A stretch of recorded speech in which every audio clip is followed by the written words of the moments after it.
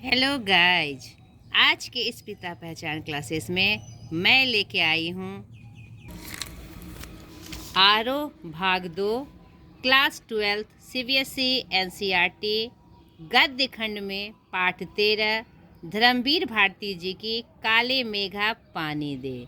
आपका एग्ज़ाम नज़दीक आ गया है। 15 मार्च से आपका एग्ज़ाम है, तो कुछ चैप्टर्स छूट गए थे। मैं ट्रेनिंग में चली गई थी 25 दिन के, तो जो रह गया था उसे मैं लेकर आई हूँ।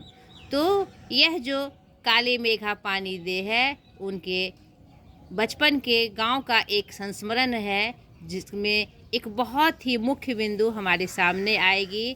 तो सर्वप्रथम धर्मवीर भारती जी का एक परिचय हम जान ले। उनके संदर्भ में धर्मवीर भारती आधुनिक हिंदी साहित्य के प्रमुख लेखक, कवि, नाटककार और सामाजिक विचारक थे। वे एक प्रसिद्ध पत्रकार एवं संपादक भी थे। उनका जन्म 25 दिसंबर 1926 एक कायस्थ परिवार इलाहाबाद उत्तर प्रदेश में हुआ और उनका निधन 4 सितंबर 1917 माना जाता है। ठीक है। इनके पिता श्री चिरंजीव लाल वर्मा थे और माता श्रीमती चंदा देवी। वे धर्मयुग साप्ताहिक पत्रिका के प्रधान संपादक थे।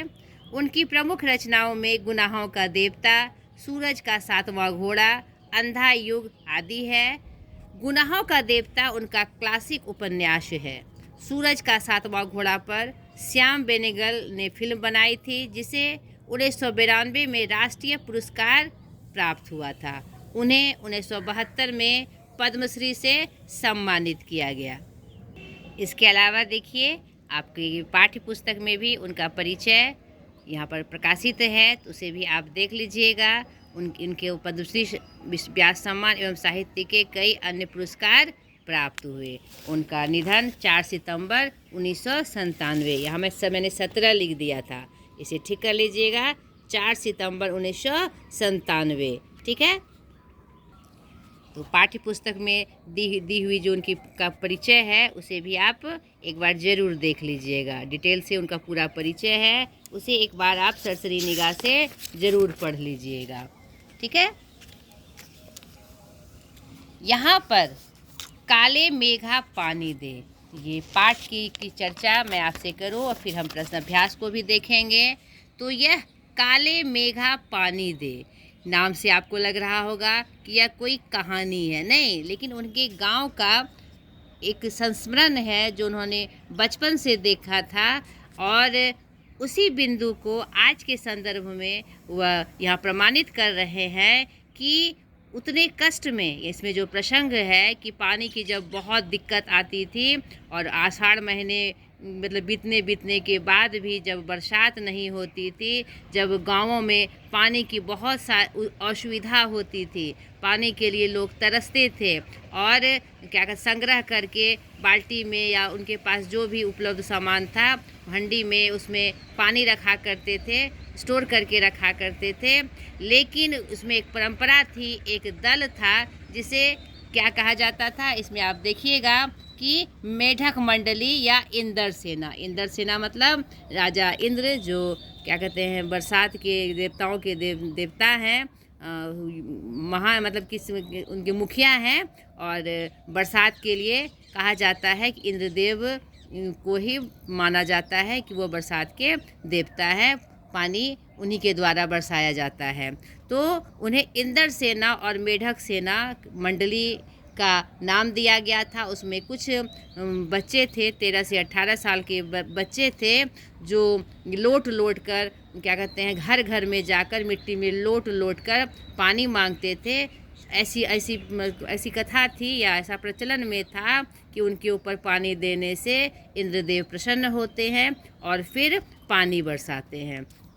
तो ये सुन के आपको लग रहा होगा कि इसमें कौन सी बड़ी बात है। नहीं, इसमें ऐसा कौन सा संदेश है जो हमें इससे प्राप्त होगा। ये एक मतलब छोटी सी परंपरा थी गांव की। नहीं, ये एक छोटी सी परंपरा हमें उस ओर संकेत करती है कि आज के इस आधुनिक समाज में हम जो बर्बादी करते हैं और जो दिखावा की प्रवृत्ति अपनाते हैं, या फिर यूँ कह लीजिए कि बहुत कष्ट में हम मतलब हमारे पास रहने के बाद बहुत कष्ट में क्या बहुत कुछ रहने के बाद भी हम दूसरे को देना नहीं चाहते हैं, मददगार होना नहीं चाहते हैं।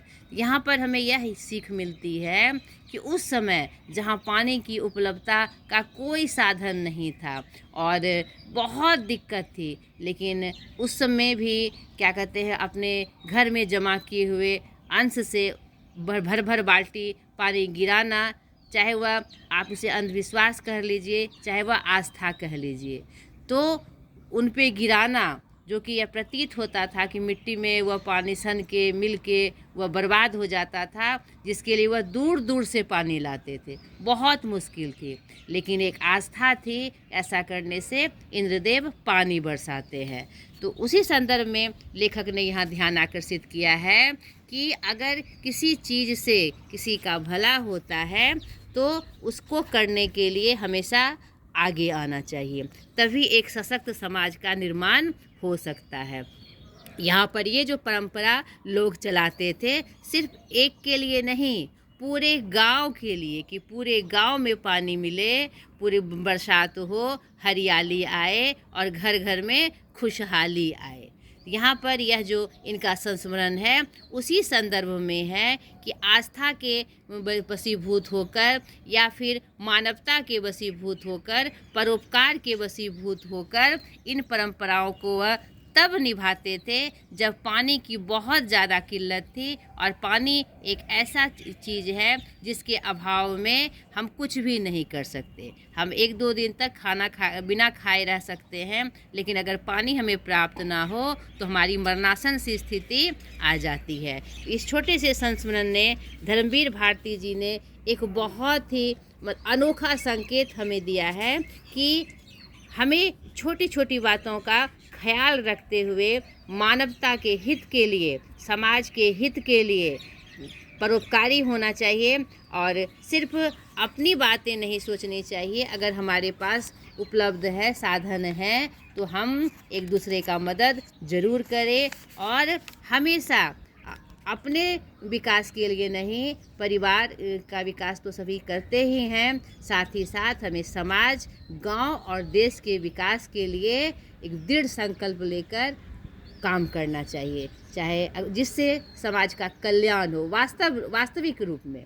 सिर्फ अपना कल्याण नहीं देखना चाहिए, किल्लत भी है, कष्ट भी है, हमें तकलीफ़ भी है, कुछ करने से हमारा नुकसान भी होता है, लेकिन अगर समाज हित में है तो उसके लिए हमें कदम बढ़ाना चाहिए, तभी एक सशक्त समाज का निर्माण हम कर सकते हैं। यहाँ पर काले मेघा पानी दे के संदर्भ में यह बात उन्होंने इतनी सुंदर तरीके से समझाई है कि आप कल्पना करिए उस समय जब आषाढ़ महीने में धरती सूख जाती थी, पानी की एक एक बूंद की किल्लत होती थी, लेकिन इस परंपरा को निर्वाह करने में पूरा समाज उत्साहित रहता था, क्योंकि पूरे गांव में पानी बरसेगा और हरियाली आएगी और घर घर में खुशहाली आएगी। किसी ने यह नहीं सोचा कि इतने कष्ट से हम पानी लाए हैं तो बेकार उन मेढक मंडली पर, इंद्र सेना पर क्यों गिराए। सब एक सामूहिक रूप में इस परंपरा का निर्वाह करते थे। तो यह एक बहुत अच्छी सीख इस संस्मरण से हमें, धर्मवीर भारती जी के संस्मरण लेखन से हमें प्राप्त होती है। धर्मवीर भारती जी की ये जो शैली है यह अपने आप में अनूठी है, अनुपम है। वह कोई भी बात इतने प्रमाण के साथ सिद्ध करते हैं कि वह हमारे दिल तक घर कर जाती है। तो अंत में उन्होंने इस संस्मरण में खुद स्पष्ट किया है, इन बातों को आज 50 से ज़्यादा बरस होने को आए, पर ज्यों की त्यों मन पर यह दर्ज है। कभी कभी कैसे संदर्भों में ये बातें मन को कचोट जाती है। हम आज देश के लिए क्या करते हैं, मांगे हर क्षेत्र में बड़ी बड़ी है, पर त्याग का कहीं नामो निशान नहीं है। यानी यहाँ पर जो हमारे यहाँ क्या कहते हैं मूल मंत्र है, त्याग, मानवता, ईमानदारी, उसका इसमें मतलब सीधा क्या संकेत हमें इस संस्मरण से प्राप्त हो गया। उन्होंने निष्कर्ष में स्पष्ट रूप से यह कह दिया कि त्याग का कहीं नामो निशान आज के संदर्भ में प्राप्त नहीं होता है। अपना स्वार्थ आज एकमात्र लक्ष्य रह गया है। हम चटकारे लेकर इसके या उसके भ्रष्टाचार की बातें करते हैं, पर क्या कभी हमने जांचा है कि अपने स्तर पर, अपने दायरे पर हम उसी भ्रष्टाचार के अंग तो नहीं बन रहे हैं? क्या हम उसका समर्थन नहीं कर रहे हैं? काले मेघा दल के दल उमड़ते हैं, पानी झमाझम बरसता है, गगरी फूटी की फूटी रह जाती है, बैल प्यास के प्यासे रह जाते हैं। आखिर कब बदलेगी यह स्थिति? यानी आज सिर्फ अपने को लक्ष्य कर कर हम सारा काम करते हैं और बड़ी बड़ी बातें करते हैं। आज देश में भ्रष्टाचार हो गया, बेईमानी हो गई, नहीं, लोग परोपकार नहीं करते, मानव हित में काम नहीं करते। तो यह बातें कभी अपने बारे में सोच के देखिए कि कहीं हम भी उसका हिस्सा तो नहीं हैं। अगर हम एक कदम आगे बढ़ाएंगे तो समाज में 10 कदम हमारे साथ होंगे। तो त्याग की भावना अपनानी चाहिए, समाज के प्रति, गांव के प्रति, देश के प्रति और पूरे विश्व के प्रति। तभी एक सशक्त समाज का निर्माण होना संभव हो सकता है। बहुत ही सुंदर बात और प्रेरणादायी बात इस संस्मरण से हमें प्राप्त हुई। अब सबसे पहले आप इस संस्मरण को ज़रूर पढ़ लीजिएगा। आपके पाठ में कोई बात आती है बेटा, तो उसे ध्यान से पढ़ना चाहिए, क्योंकि वह हमारे नॉलेज को बढ़ाती है और विषय वस्तु के प्रति एक पकड़ मजबूत करती है। और सिर्फ पढ़ना ज़रूरी नहीं है, उस संदर्भ में रिसर्च ज़रूरी है। नहीं, आप अगर आज के भावी देश के नागरिक हैं, आने वाले देश का भविष्य हैं, तो आपको अपने माइंड में ये सेटअप रखना है कि देश उत्थान कैसे हो, देश विकास के पथ पर कैसे अग्रसर हो। आज की जो नई एजुकेशन पॉलिसी है उसका भी उद्देश्य यही है कि बच्चों का समग्र विकास हो। हम किसी भी पाठ को पढ़ें तो सिर्फ इसलिए नहीं कि हमें एग्ज़ाम में पास करना है। जो तथ्य हमें दिए जाते हैं, जो बातें हमें बताई जाती है, उसको अपने समाज से, देश से के हित से संदर्भित करते हुए हमें उस पाठ को ध्यान में रखना चाहिए और उसे अप्लाई भी करना चाहिए। ठीक है, अब अभ्यास के माध्यम से हम देख लें। अभ्यास भी आपके लिए ज़रूरी है, क्योंकि आपके एग्ज़ाम्स में आपको एग्ज़ाम भी कंडक्ट करने हैं, उसमें अच्छे मार्क्स भी आपको लाने हैं। लोगों ने लड़कों की टोली को मेढक मंडली नाम किस आधार पर दिया? यह टोली अपने आप को इंद्रसेना कहकर क्यों बुलाती थी? इस लड़की की टोली को मेढक मंडली नाम इसलिए दिया गया क्योंकि हमारे समाज में ऐसी प्रथा है, ऐसी बात सुनी जाती है, बहुत पहले से सुनी जाती है कि जब मेढक आवाज़ करते हैं, टटर की आवाज़ आती है तो बरसात होती है। तो इसीलिए उसे मेढक मंडली का नाम दिया गया। तो उसके आवाज़ से, उसके शोर से, उसके मस्ती से, उसके मतलब मिट्टी में लौटने से, पानी से भिगोने से बरसात हो सकती है। यह टोली अपने आप को इंद्रसेना कहकर इसलिए बुलाती थी क्योंकि ऐसा वहाँ उस समाज में ऐसा उस समय प्रचलन में था, ये दंत कथा थी उनकी कि ऐसा करने से मतलब कि ये इंद्र के सेना हैं, उन्हें अगर तृप्त किया जाए, उन्हें अगर पानी दिया जाए तो फिर झूम कर बरसात होगी और पूरे गांव में पानी की किल्लत नहीं होगी, पानी होगा और चारों तरफ हरियाली आएगी। ठीक है, जीजी ने इंद्र सेना पर पानी फेंक जाने को किस तरह सही ठहराया? क्या कहते हैं, इस घटना को जब लेखक ने इसका विरोध किया कि इस पानी की इतनी किल्लत में आप क्या कहते हैं पूरा गांव उन पे पानी बरसाकर पानी की बर्बादी कर रहा है, और ये उन्होंने जब अंधविश्वास के रूप में उसे ऐसा ठहराया तो उनकी जो जीजी थी उन्होंने इंद्र सेना पर फेंक जाने पानी को सही ठहराया। इस संदर्भ में कि ऐसी अगर परंपरा चली आ रही है गांव में तो क्या कहते हैं, क्या दिक्कत है अगर हम थोड़ा त्याग करके, ठीक है पानी हम बहुत दूर से लाते हैं, बहुत कष्ट से हमें प्राप्त होता है, लेकिन अगर ये परंपरा है, मन में आस्था है, तो शायद ऐसा सही हो। इस आस्था के वशीभूत होकर उसे पानी क्या कहते हैं गिराना या फेंका जाना उन्होंने सही ठहराया। नहीं, ये आँखों देखी बात है कि उसकी तृप्ति से अगर वह खुद को इंद्रसेना कह रहे हैं, इंद्रसेना कह रहे हैं कि उनकी तृप्ति से अगर पानी बरसने का कोई स्रोत आ जाए या मन की संतुष्टि हो जाए तो इसमें क्या दिक्कत है। इसमें सिर्फ हम अकेले तो नहीं कर रहे हैं, पूरा गांव इसके लिए प्रयासरत कर रहा है। तो इस संदर्भ में वो अपना क्या कहते हैं मंतव्य देती हैं लेखक को। पानी दे गुड़धानी दे, मेघों से पानी के साथ गुड़धानी की मांग क्यों क्यों की जा रही है। यहाँ पर पानी दे गुड़धानी दे यानी मीठा मीठा धान दे, नहीं, गुड़धानी का यहाँ तात्पर्य क्या होता है, हमारा गुड़ और चने से बना एक प्रकार का लड्डू। ठीक है, यहाँ पर गुड़धानी का यही मतलब होता है, क्योंकि पानी का संबंध हमारे कृषि से है, खेती बाड़ी से है, अन्न उपजाने से है, ताकि पानी बरसे और चारों तरफ खेतों में हरियाली हो, अन्न बरसे। तो यहाँ पर पानी दे, पानी क्यों दे, क्योंकि हमारे खेतों में अन्न उपजे और हर घर में अन्न भरा रहे, अन्नपूर्णा का जो भंडार है वह भरा रहे पूरे गांव में। और इसलिए क्या कहे, गुड़धानी बेसन और गुड़ से बना जो लड्डू है वह उसका प्रतीक है कि अन्न सर्व घर में भरा रहे। ठीक है, गगड़ी फूटी बैल प्यासा इंद्र सेना के इस खेल गीत में बैलों के प्यासा रहने की बात क्यों मुखरित हुई है। यहाँ पर गाय फूटी बैल प्यासा का तात्पर्य है कि पानी नहीं बरसने के कारण खेती का जो काम का क्रियाकलाप होता है, हल चलाना, मिट्टी कोड़ना, गायों और बैलों के माध्यम से क्या कहते हैं, उसी की तरफ यह संकेत किया जा रहा है कि आप पानी की कमी के कारण खेत सूख रहे हैं, खेतों का जो कार्य है वह नहीं हो रहा है। गाय फूटी हुई, गगरी फूटी हुई है, सॉरी, गगरी फूटी बैल प्यासा, मैंने गाय पढ़ दिया था।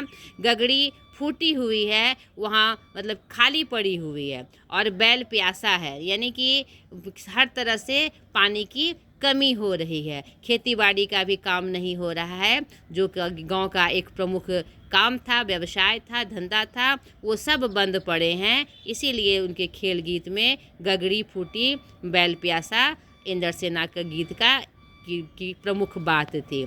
इंद्र सेना सबसे पहले गंगा मैया को जया क्यों बोलते हैं, नदियों का भारतीय सामाजिक संस्कृति परिवेश में क्या महत्व है। ये हम सभी जानते हैं कि नदियों का हमारे भारतीय सामाजिक संस्कृति परिवेश से बहुत ही गहरा नाता है। जितनी भी सभ्यता विकसित हुई वह नदी किनारियों विकसित हुई, क्योंकि वहाँ पर जीवन संभव था। ये नदी किनारों से जल की उपलब्धता हमें प्राप्त होती थी। पुराने समय में जल की उपलब्धता का साधन नदी, तालाब और बरसात का जल ही हुआ करता था। तो और हमारे समाज में गंगा मैया के प्रति जो आस्था है वह दोनों रूपों में, पानी की उपलब्धता और माता के रूप में उनका जो नाम है हमारे समाज में प्रचलित है। भगवान के रूप में हम उनसे पूछते हैं, उन्हें मैया कहते हैं। तो मैया का क्या रूप है वो हम सभी जानते हैं। इसीलिए इंद्र सेना पहले गंगा मैया की जय बोलती थी। रिश्तों में हमारी भावना शक्ति का बढ़ जाना विश्वासों के जंगल में सत्य की राख खोजती है, हमारी बुद्धि की शक्ति को कमज़ोर करती है। पाठ में जीजी के प्रति लेखक की भावना के संदर्भ में इस कथन के औचित्य की समीक्षा करिए। ये बहुत बड़ी बात और बहुत बड़ा संकेत इस यह जो कोटेशन है, यह जो पंक्ति है, उसके माध्यम से हमें प्राप्त होती है कि रिश्तों में हमारी भावना शक्ति का बढ़ जाना विश्वासों के जंगल में सत्य की राख खोज लेता है। यानी एक छोटा सा जो प्रचलन था कि इंद्र सेना पर पानी बरसाने से इंद्रदेव खुश होते हैं और पानी की बरसात करते हैं, और पानी के बरसात से हमारे यहाँ अन्न उपजते हैं, चारों बगल हरियाली छाती है और हम समृद्ध होते हैं। नहीं, तो यह भावना किसी एक के मन में आती तो वह काम संभव नहीं होता, नहीं, और यह प्रचलन बंद हो जाता। एक विश्वास, यह विश्वास था कि ऐसा करने से पानी बरसता है। तो यह शक्ति, ये जो भावना थी पूरी गांव में बटी हुई थी, और चाहे वह कुछ भी हो, कैसी भी परिस्थिति आए, यह जो विश्वास जब सबके मन में बट जाती है तो हम किसी भी सत्य पे विजय प्राप्त कर सकते हैं। और यह विश्वास ही उस गांव के पानी की कमी को जिंदा रखा था, और विश्वास में, इसी विश्वास में पूरा गांव खुशहाल होता था। नहीं तो इसमें जो क्या कहते हैं, बुद्धि की शक्ति को कमज़ोर करती है यह जो बात संदर्भ रूप में आई है जीजी के प्रति कि बुद्धि की शक्ति को कमज़ोर करती है, लेखक ने सोचा था कि यह सब बकवास है, यह अंधविश्वास है। नहीं, ऐसा करने से क्या कहते हैं, अंधविश्वास को मतलब बढ़ावा मिलता है। लेकिन अंततः लेखक को यह विश्वास होता है जीजी के बातों से कि अगर हम एकजुटता में होकर त्याग के बलबूते पर कष्ट में भी अगर किसी चीज़ को हम जिंदा रखते हैं, विश्वास को जिंदा रखते हैं, किसी आस्था को हम जिंदा रखते हैं, तो यह पूरे समाज के खुशहाली का प्रतीक है। ठीक है, तो ये अभ्यास थे प्रश्न के, तो आशा करती हूँ ये आपके लिए सहायक हुआ होगा। अगले वीडियो में फिर आपके एक नए पाठ के साथ जो आपका छूट गया है मैं हाजिर हो जाऊँगी। आज तक के लिए इतना ही, बाय।